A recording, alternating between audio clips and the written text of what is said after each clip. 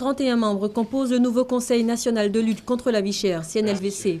Placé sous l'autorité du Premier ministre et la vice-présidence du ministre du Commerce, c'est une des recommandations du séminaire gouvernemental sur l'emploi et la lutte contre la vie chère tenu le 25 avril 2014.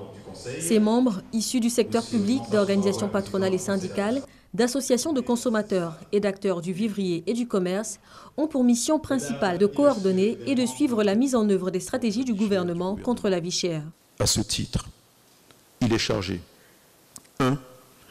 De faire des recommandations au gouvernement sur toutes les questions relatives à la hausse des prix et à l'approvisionnement du marché en produits de grande consommation en général et des produits de première nécessité en particulier. 2.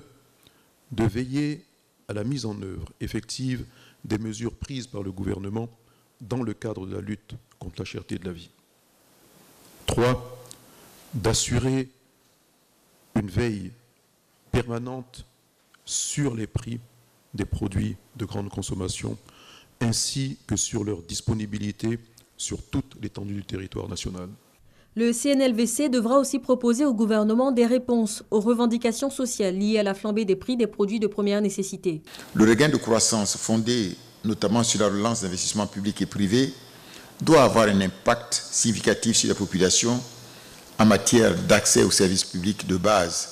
La question des prix et du panier de la ménagère a fini de placer la satisfaction de la demande sociale au rang des préoccupations majeures et devient un enjeu stratégique sur la scène politique, économique et sociale actuelle de notre pays.